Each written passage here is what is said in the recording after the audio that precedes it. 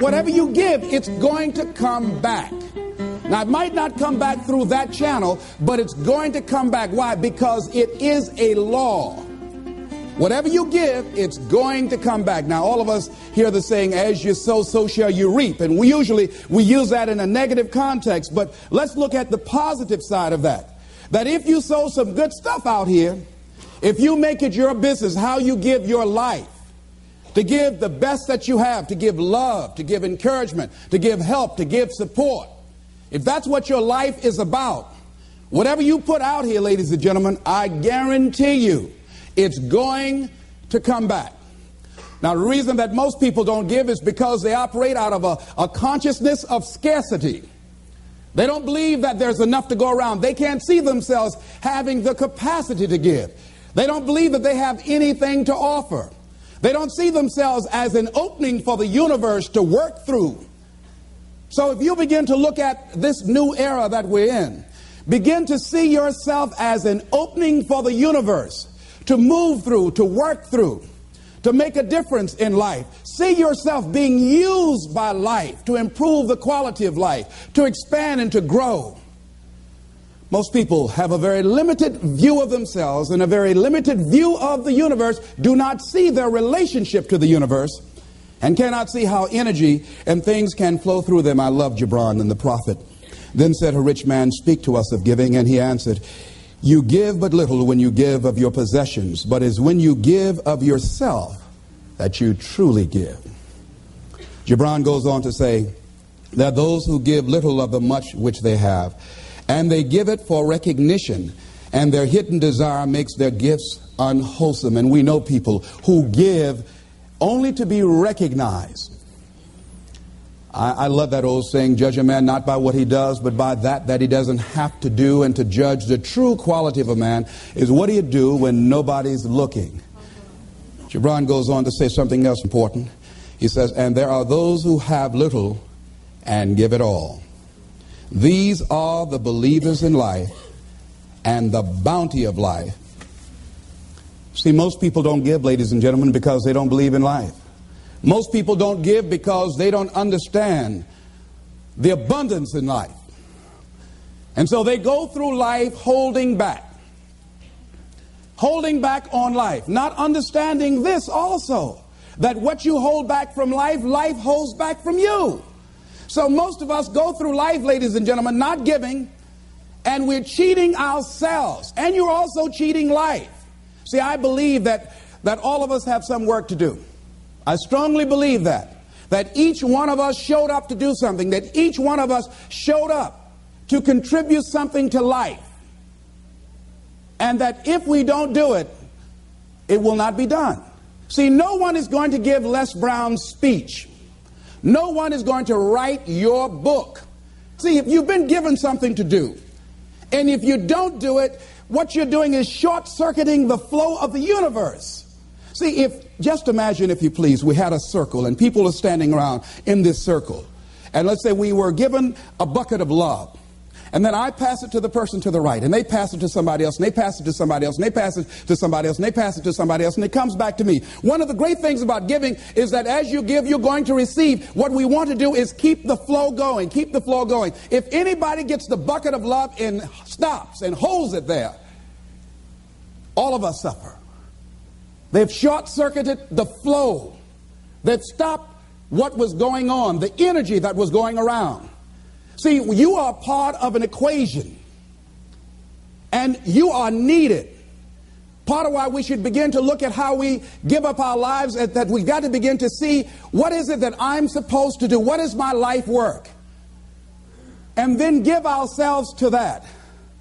Because as we do that, ladies and gentlemen, I guarantee you, as you begin to take on this new era that we're in, if you decide that I'm going to begin to start living life generously, I'm going to start giving more of myself, I'm going to start putting out more, contributing more to life, here's what's going to happen, ladies and gentlemen. I guarantee you that life will take on a whole new meaning for you.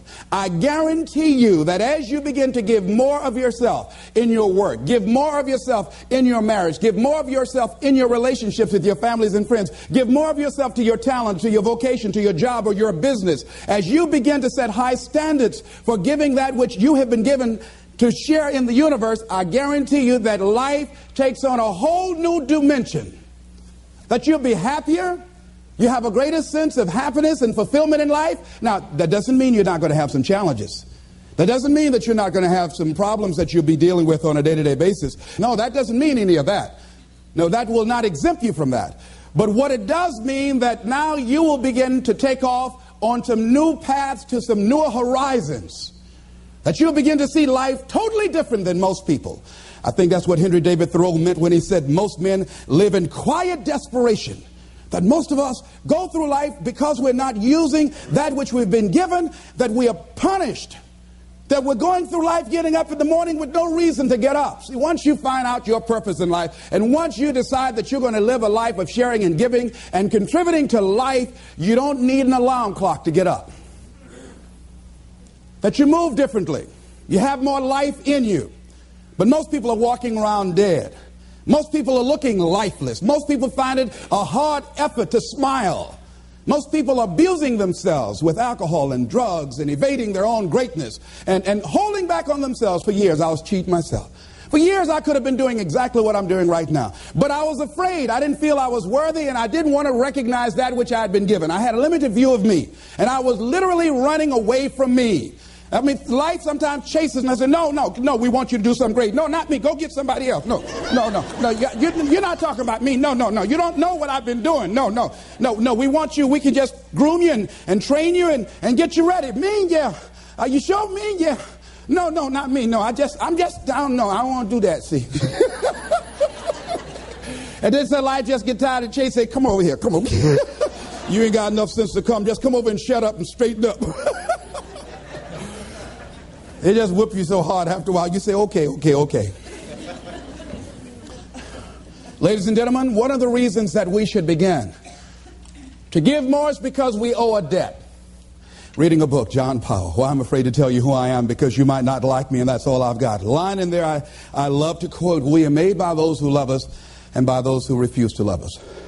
As I talk to you right now, you're looking at a lot of people up here, ladies and gentlemen. It's not just Les Brown standing here. A lot of people have contributed to make me who I am right now. None of us are here because of our own doing. All of us have had life to contribute to us. Many times complete strangers. So we all have cookie people in our lives. What do you mean by cookie people? Cookie people and chicken soup people, as I call them when I do my workshops. Cookie people are people like Miss Lillian.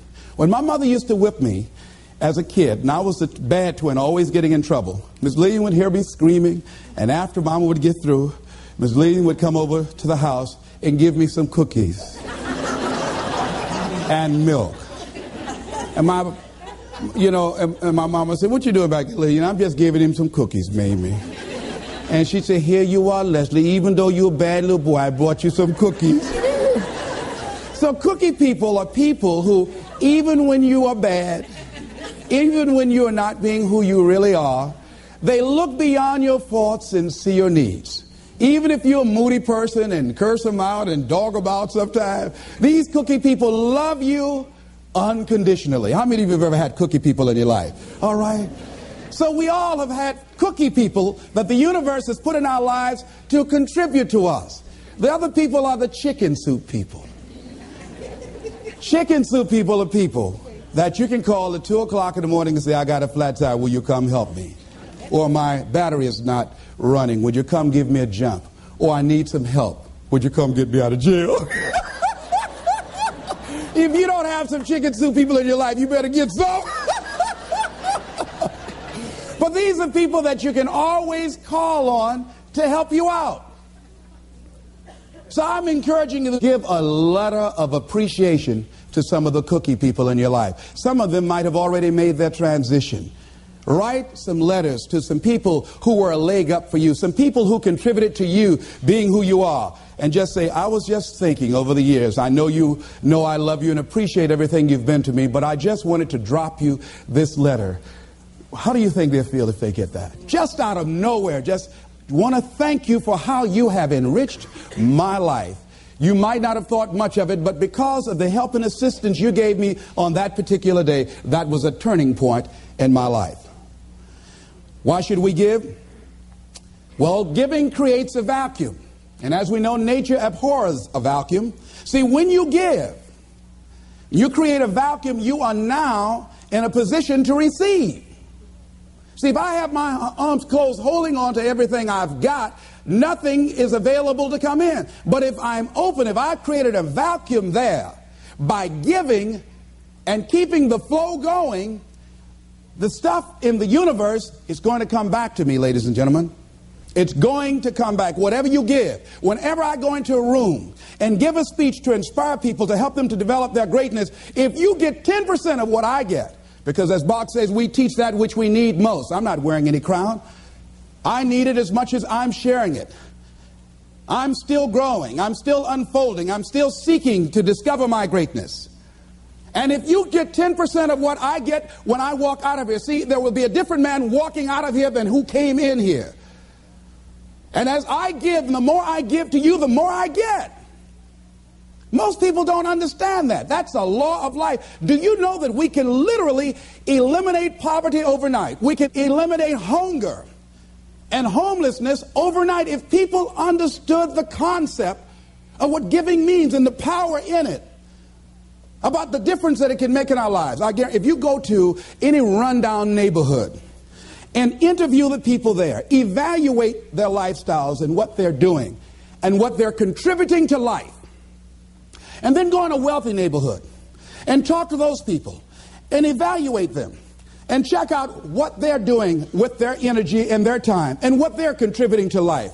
Here's what you're going to discover what Earl Nightingale said. He said, our success in life is directly related to the quantity and the quality of the service that we give. I guarantee you that you will find that people who have more, people that are living the abundant life, are the contributors to life, ladies and gentlemen. They are the people that are giving more. And the people who are operating out of scarcity and poverty consciousness, these are the people that are down and out. These are the people that are complaining. These are the people that are blaming the world and everybody for where they are. But if they took that same energy and begin to invest and give something back to life. I was in New Jersey, and I had to give a political presentation to a group there that were trying to organize a community to begin to revitalize that particular community. And a guy was telling me very proudly as we were walking through a housing project, he said, the city is about to give $55 million to renovate these housing projects. I said, what a waste. He said, why would you say that? I said, let me ask you something. And the person that was standing next to him, I said, do you live in this building here? He said, yes. I said, how many families live here? He said, 6 families. I said, we walked in the door and we can smell the stench of urine. Does it take a genius to go down to the store and perhaps sacrifice buying 3 packs of cigarettes and buy some Tide or soap and water and come back here and wash this stench out of here? Does it take a genius to get a can of paint and paint over the graffiti and repair the mailbox? Does it take a genius for that? I say to you, you pour the money in these housing projects and you don't change the people that are living in the projects, before you are completed, they'll be right back to where they were before.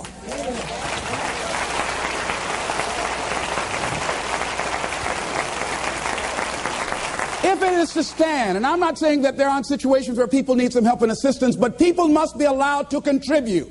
I say they should pay for the paint. I say they should pay for the mailboxes to be repaired and the windows to be broken. And I guarantee if the children go outside throwing a ball, they say, don't you hit that window, you fool. You know how much I paid for that window?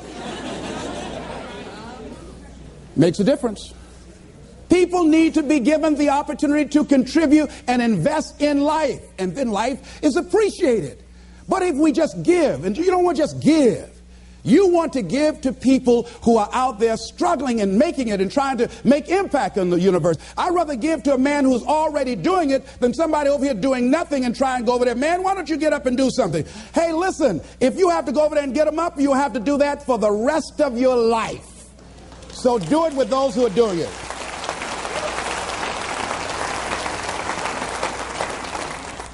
So you want to keep the flow going by working with people who are contributors to life.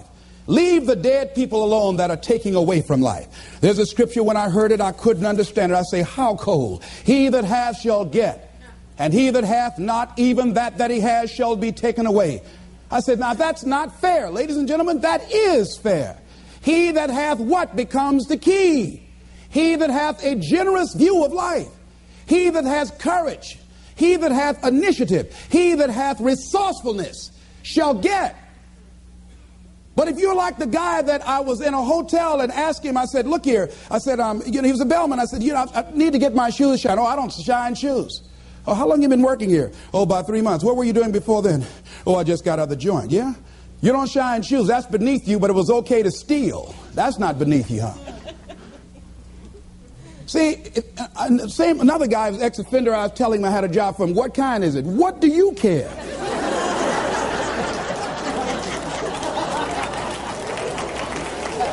Making an honest living, not worried about somebody knocking on your door in the middle of the night. If it's cleaning toilets, you ought to be happy.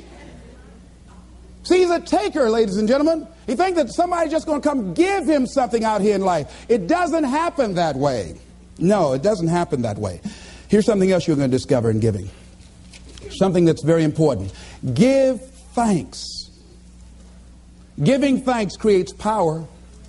Give thanks for your house. Give thanks for your apartment, for your car, for your family, for your health, for your relationships, for what you have. When we focus on something, it expands. When you're giving thanks, when you're showing a spirit of gratitude for what I got, not that you're satisfied with it, but you're grateful for what you got. Whatever you focus on, that's what you're going to continue to multiply and expand in your life. But if you focus on what you don't have, if all you can do is point out the negative things in your life, whatever you focus on, you're going to expand that. Some people, all they can do is complain. That's all they can do. They can't find anything to say good about life and about anybody else. Every time they open their mouths, that's what their minds are consumed with, and that's all they're producing in their lives. And these are people that you don't want to be around. Develop a spirit of gratitude. I'm thankful for life. I'm thankful to be an American. I'm thankful to be on this part of the planet. I'm thankful to see another day. No, things aren't what I want them to be. No, I don't have all the things I want to have. But I'm thankful that I'm still here. I have another opportunity, another day to live, another chance to contribute, another chance to make a difference in life. So begin to give thanks for what you have. Whatever you focus on. Remember now, you want to become aligned with the universe. If you have scarcity in your life, it's because you have a consciousness of scarcity.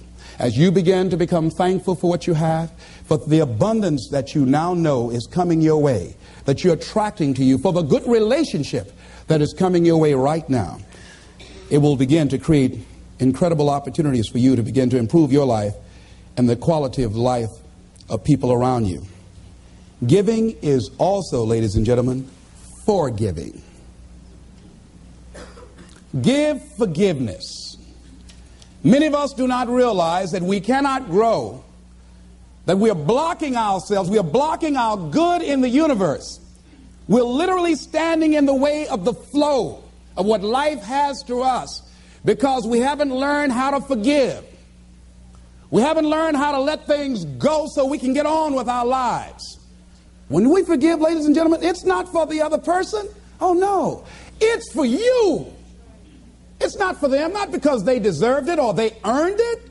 You're forgiving other people. First of all, you've got to forgive yourself. But when you forgive other people, it is mentally and spiritually healthy to forgive. To let that luggage go, as Paul said, forgetting those things which are behind, reaching forth unto those things which are before. Oh, we hear it, but it's hard to do. It's hard. What you have is enough. Whatever you have to give. And the more you give, the more you realize you have to give. And we all have to. There are people who made the supreme sacrifice for us to enjoy freedoms that we take for granted. Oh, none of us can feel that we have nothing to give back. Next thing is Giving empowers you. It makes you more powerful. See, the more you give to life, the more you're able to get from life. See, most of us go through life, ladies and gentlemen, feeling that we don't have enough to share, feeling that we will be depleted if we give of our resources because we don't see ourselves connected to the abundance of life. I feel very strongly that we can make an incredible difference in life. Phyllis Marx said, giving empowers you because taken to its ultimate, what you are really giving is love. Love is the motivating force behind the infinite supply of universal energy. Love truly makes the world go round. And as with anything circular, it's going, keep coming back. Phyllis is right. So as she continues to give love and hope to these people, she receives love and hope for herself and helping to begin to restructure and redesign the kind of life that she wants. We all have had experiences in our lives that if we permit these experiences to do so, we will allow them to weigh us down. If we permit them to do so, they will be luggage that will be dragging through life, holding us down, stifling our potential to give and to contribute in life. If we continue to carry all of these things, we can never be open to the love and the abundance and the opportunity that life has to offer us because we are so full with what we've got. I'm thinking about an exhibition that was held in Africa where they were trying to catch some monkeys that were a very rare species. And because they were so fast, so agile, and very fragile, they did not want to harm them. In catching them, they did not want to hurt them physically. So what they did in order to catch them, they found that these monkeys were very fond of a certain kind of nut that grew in that particular area of Africa. And what they did was that they put these nuts inside of bottles and put a rope on the bottle and held the rope from a distance. And so the monkeys would come and, being curious, see the nuts inside the bottle, would reach in and pick the nuts up. Now, what happened was that they couldn't pull their hands out with the nuts still in the bottle. And so then the exhibitioners, the hunters, would come while the monkeys are there just jumping around. All they have to do now is let the nuts go. That's all they got to do is just let, they just dancing all around. All they have to do is let it go and they can be free and run. They hold it on to the nuts and the people come and catch them. And a lot of us, that life is kicking our butt. And all we have to do, all we have to do is let it go.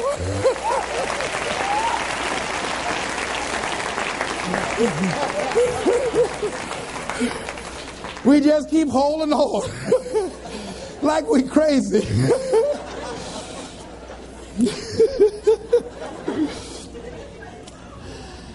Ladies and gentlemen, giving creates energy in ourselves and in others. Have you ever helped a blind person go across the street?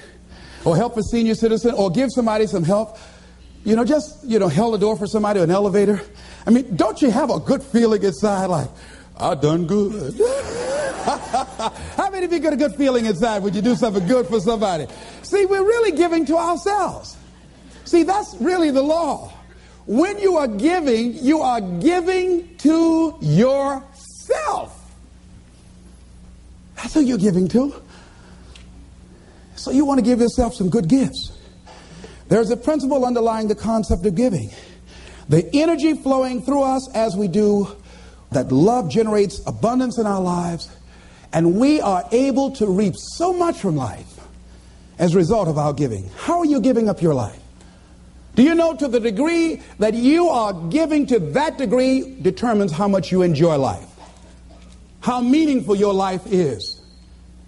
There are things, ladies and gentlemen, I used to do, I can't do now. That is unbecoming for the role that I have selected with where I am in my life and what I want to contribute to life. It is inconsistent. I can't do it. Even if I desire to do it, I can't do it. No, because it doesn't fit, because of my vision of myself and the contribution that I want to make to life. Because it's not enough to give the message. You must also be the message.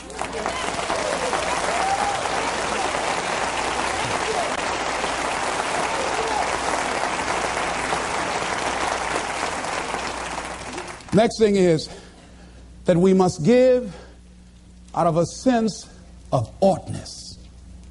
Immanuel Kant, in a book called Critique of Pure Reasoning, he says sometimes we must give out of a sense of oughtness, that there's certain things that happen that we just say something ought to be done about this.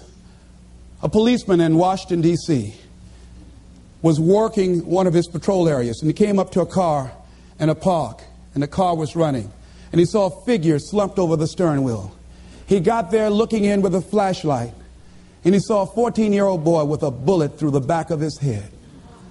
And he said, oh no, he has a son himself. That could have been his son. And he said, something ought to be done. We're losing too many young people. And so this man went home. He had like several $1,000s worth of exercise equipment in his basement. He rented a place. He started bringing the kids in to get them involved in taking care of their bodies and physical exercise and athletic activity. He now has expanded that to getting them involved in entrepreneurial ventures, saying that this is a free enterprise system, and the more enterprising you are, the freer you are. And now these kids have started their own business. They have a little shopping center that they run, they operate, they are managing. And they have commercials on radio, and I'm going to be going there doing some training with them. So he decided, because of that event, that I ought to do something.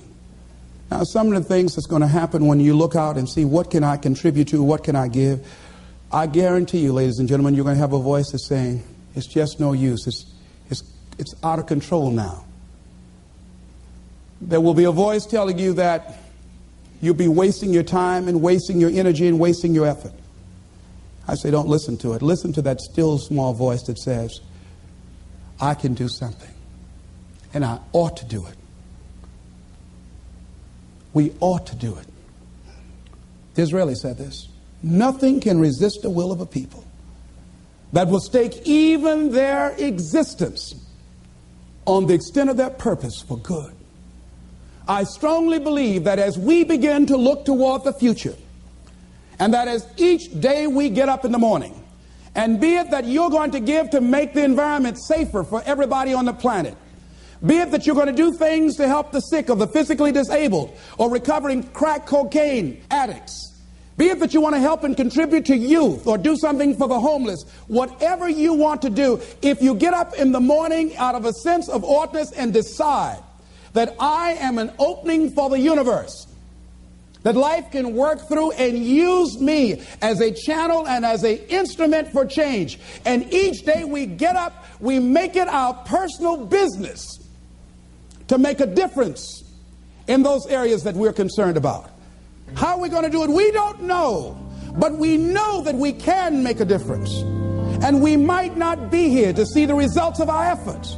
We might not be here as many of the people who before us made sacrifices that they did not live to see or reap the benefits of. James Weldon Johnson, stony the road we trod, bitter the chastening rod, felt in the days when hope unborn had died.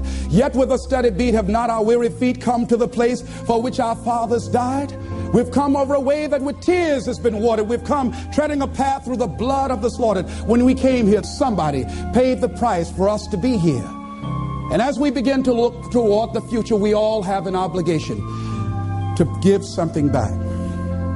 A lot of us don't give more because of the fact that we allow ego to get in the way. I'm thinking of a man that was well-dressed, walking through a neighborhood one day. And a lady came to the door, and she said, "Hey, you." He stopped. He said very politely, "Yes, ma'am." She said, "Come here." He came to her. "Yes, what may I do for you, ma'am?" She said, "I want you to cut my wood." He said, "Yes, ma'am." He took his coat off, and he took the axe that she had there, and he cut the wood. She said, "I want you to take some around the back and put some in the fireplace." He said, "Yes, ma'am." And he did that. And after he finished, she said, "What do I owe you?" He said, "Nothing, ma'am. Thank you for the opportunity to serve you." She said, "Okay." And he left, and he was walking down the street with his coat over his shoulder. And her maid came up. She said, "Do you know who that was?" And the lady she worked for said, no. She says, that's the great Negro educator, Booker T. Washington. She looked out the window. She said, is that right? She said, send for him. And that lady that Booker T. Washington went in and cut the wood for contributed several $1 million to his dream of building an institution of higher learning, Tuskegee Institute, that is standing today.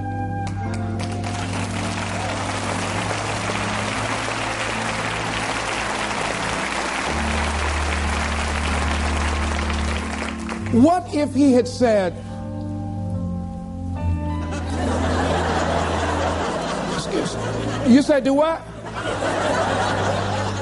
Cut your wood. Don't even come up in here with that kind of stuff. You better cut your own wood if you wanted to get it cut. You cold.